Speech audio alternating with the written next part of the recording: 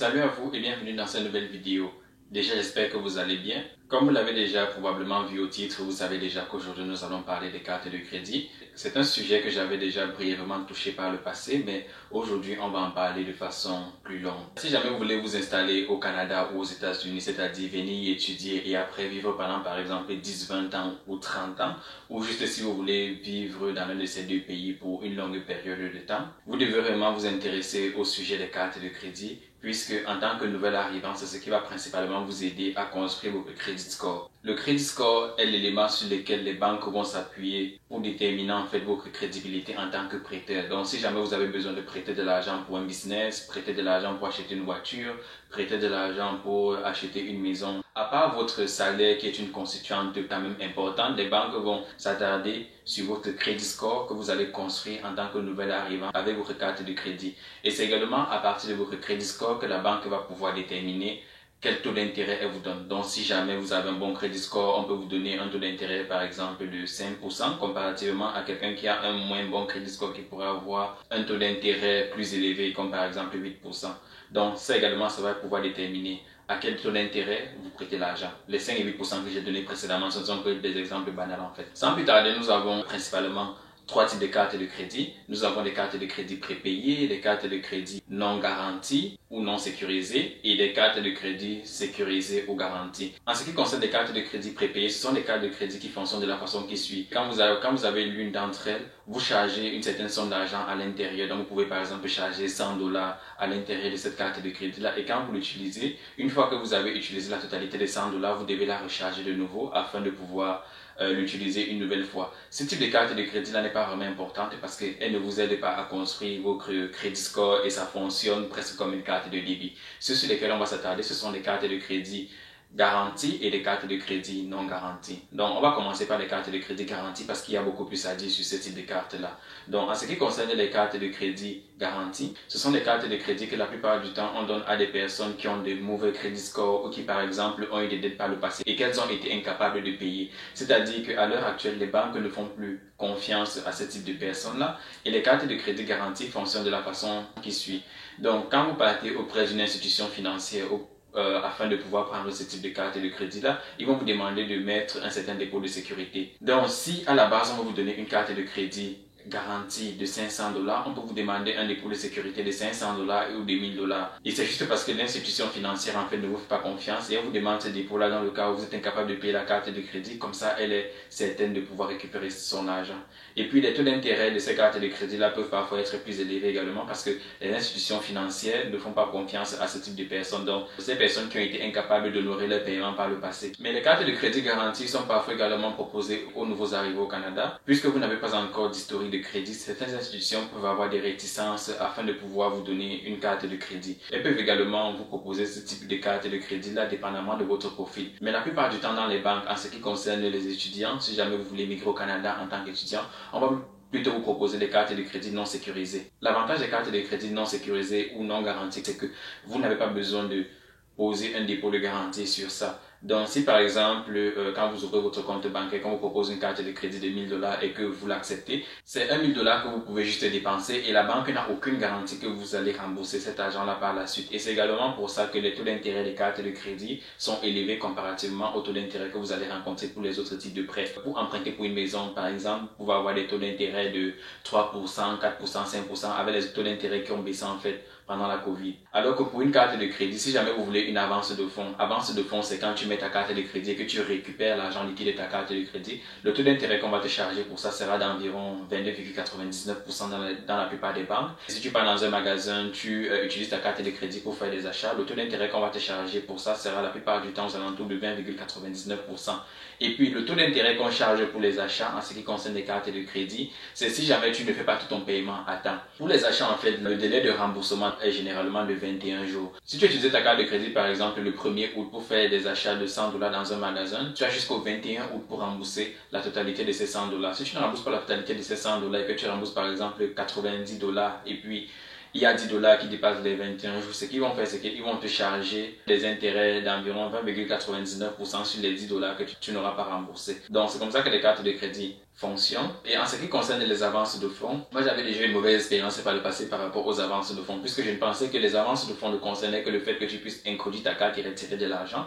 Mais j'ai appris plus tard en fait que même quand tu envoies par exemple de l'argent au travers de Western Union ou au travers de MoneyGram, en fait, on considère ça comme une avance de fonds. Donc la banque ou l'institution financière qui t'a donné la carte de crédit le voit comme si tu avais directement retiré de l'argent. Et puis pour les avances de fonds, c'est que généralement si tu ne rembourses pas l'argent en fait avant la fin de la journée, on commence à te charger des intérêts. C'est ce qui m'avait expliqué parce qu'une fois il m'avait chargé des intérêts, je les avais appelés afin de pouvoir savoir pourquoi est-ce qu'il m'avait chargé des intérêts, puisque j'avais payé tout le montant que j'avais utilisé à temps. Et c'est là qu'ils m'ont expliqué que vous avez utilisé votre carte de crédit pour envoyer de l'argent au travers de MoneyGram et que vous n'avez pas remboursé le même jour. Et puis c'est l'une des raisons pour lesquelles on vous a chargé des intérêts. Comme je ne connaissais pas et puis comme c'était la première fois, la dame que j'avais eu au téléphone a fait une requête en fait pour qu'on me retire de ces intérêts-là comme c'était la première fois. Comme je vous ai expliqué au tout début en fait, l'intérêt d'avoir une carte de crédit, c'est de pouvoir construire un crédit score, puisque le crédit score est ce qui vous donne une certaine crédibilité auprès des banques en tant qu'emprunteur, puisque en fonction du score que vous allez avoir en fait, la banque va pouvoir estimer que vous êtes un bon emprunteur ou un mauvais emprunteur. Et puis au Canada, le crédit score varie entre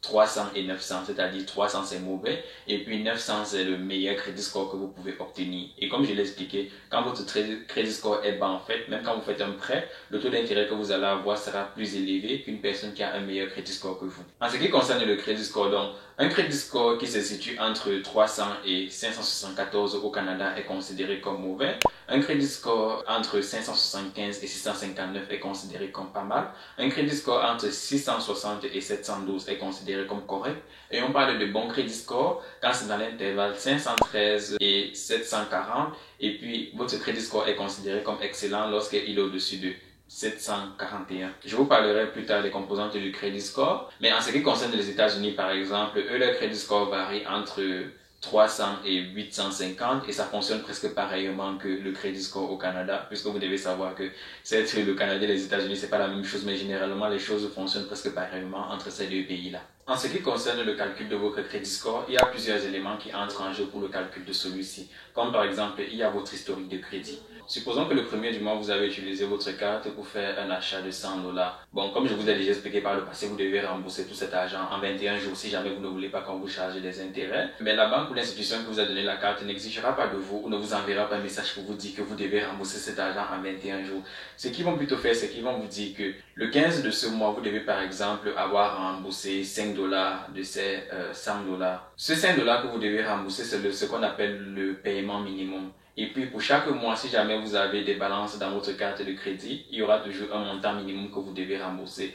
Et puis le conseil que je vais vous donner, c'est de ne rembourser jamais le montant minimum. Faites toujours le maximum pour rembourser ce que vous voulez ou pour rembourser la totalité de votre balance. C'est le fait de rembourser des montants minimums ou de payer le tout en fait qui va constituer votre historique de crédit. Donc si vous manquez un paiement minimum, cela va apparaître dans votre bureau de crédit. Et comme bureau de crédit, nous avons par exemple Equifax. Et je vais vous mettre certains autres en commentaire puisque je vous plais leur nom. Il y a l'âge de ton crédit qui constitue environ 15% de ton crédit score. C'est-à-dire plus ton crédit est vieux et mieux c'est. Si par exemple tu as une carte de crédit et que tu as emprunté ton crédit score depuis par exemple 1 an, si tu pars dans une banque pour faire un prêt majeur, il se pourrait qu'ils puissent te dire que ton crédit score n'est pas assez vieux. Donc c'est très important d'avoir un crédit score également âgé et c'est pour ça que je vous dis que si jamais vous voulez vivre au Canada ou aux États-Unis, c'est important de prendre une carte de crédit le plus tôt possible afin de commencer à construire votre crédit score. Il y a 10% de cette note-là qui concerne également les types de crédit que vous avez. Parce que pour construire le crédit score, il n'y a pas que la carte de crédit qu'on peut utiliser pour faire ça. Il y a par exemple des services comme vos factures que vous payez tout le temps. Parce qu'il faut également savoir que si jamais vous ne payez pas une facture à temps et que vous avez plusieurs ailleurs, en fait, la compagnie peut vous dénoncer auprès de votre bureau de crédit, ce qui va affecter négativement votre crédit score encore une fois. Donc il y a par exemple des services comme l'électricité et puis vous pouvez également prendre une marge de crédit qui est un autre type de crédit. Parce que les marges de crédit également, puisque c'est un autre type de crédit, ça aide également à entretenir votre crédit score. Il y a également si vous avez un prêt qui est lié à une automobile, si vous avez un prêt hypothécaire, c'est également ça aide à entretenir votre crédit parce que les banques vont se dire que vous avez l'habitude de gérer plusieurs types de crédits, donc ça fait que vous êtes une personne consciencieuse et une personne qui sait ce qu'elle fait. Donc ça va également aider à améliorer votre crédit. Et puis il y a 10% qui concernent les nouveaux crédits, c'est-à-dire que si jamais on consulte votre crédit tout le temps, parce qu'il faut savoir que quand vous partez dans une institution financière et que vous demandez une nouvelle carte de crédit, ou vous partez demander une marge de crédit ou même un prêt pour une automobile, ils vont consulter votre crédit score et bien évidemment ils vont évaluer vos revenus afin de savoir s'ils vous donnent le prêt ou pas. Comme je vous expliquais par le passé, vous pouvez me faire 200 000 $ de salaire par année si vous voulez, mais si vous avez un mauvais crédit score, soit on va vous prêter de l'argent avec un taux d'intérêt indécent, ou on va même refuser de vous prêter de l'argent parce qu'on va juste voir que même si vous faites 200 000 $ l'année passée et que vous avez un mauvais crédit score, vous ne savez pas vraiment gérer votre argent et donc vous êtes un emprunteur à haut risque. Si plusieurs institutions ont eu à vérifier votre crédit score dans le même mois ou sur une courte période de temps, il se pourrait que votre crédit score diminue en fait parce que le bureau de crédit va penser que vous avez besoin d'argent, que vous avez des difficultés financières en ces temps-là, et c'est pour ça que vous êtes parti auprès de différentes institutions ou de différentes banques pour demander plusieurs types de crédits en fait.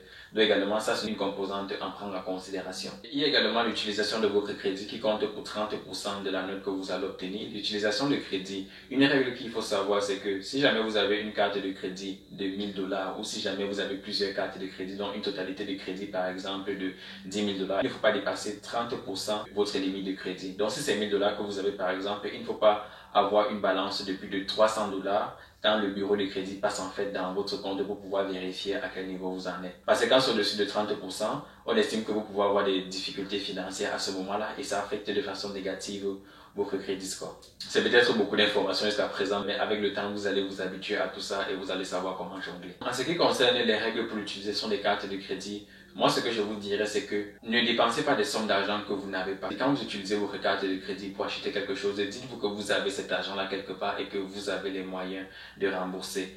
Et puis, l'autre règle que je vous donnerai, c'est toujours rembourser votre balance à la fin de tous les mois. C'est-à-dire, ne traînez pas des dettes dans vos cartes de crédit parce que, comme je vous ai expliqué précédemment, les taux d'intérêt qu'on charge pour les dettes liées aux cartes de crédit sont vraiment énormes. 20%, c'est pas quelque chose de raisonnable. Si jamais vous ne remboursez pas votre carte de crédit, ce qui va se passer, c'est que la banque va finir par la bloquer, elle va vous dénoncer au bureau de crédit et puis votre crédit score va passer le temps à chuter et après aucune institution ne vous fera plus confiance pour vous prêter de l'argent. Et c'est dans ce genre de situation que vous allez probablement vous retrouver en train d'avoir une carte de crédit garantie que vous allez devoir utiliser par exemple 12 à 18 mois avant que des banques recommencent à vous faire confiance. Et puis même si vous prenez une carte de crédit, ne vous sentez pas obligé de l'utiliser en fait pour faire tout type d'achat. Ce que vous pouvez tout simplement faire, c'est que vous faites juste passer votre facture de téléphone sur ces cartes-là. Donc quand votre facture de téléphone passe, vous la payez le plus rapidement possible et puis c'est tout. Donc arrangez-vous juste à l'utiliser une fois par mois, peut-être même pour acheter juste des biscuits et puis vous remboursez, c'est tout.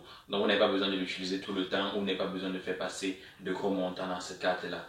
Donc c'est déjà tout pour cette vidéo. J'espère qu'elle vous aura plu. Et si jamais c'est le cas, n'oubliez pas de la partager, de la liker et de vous abonner si ce n'est pas encore fait. Quant à nous, on se retrouve très bientôt pour une nouvelle vidéo. Ciao.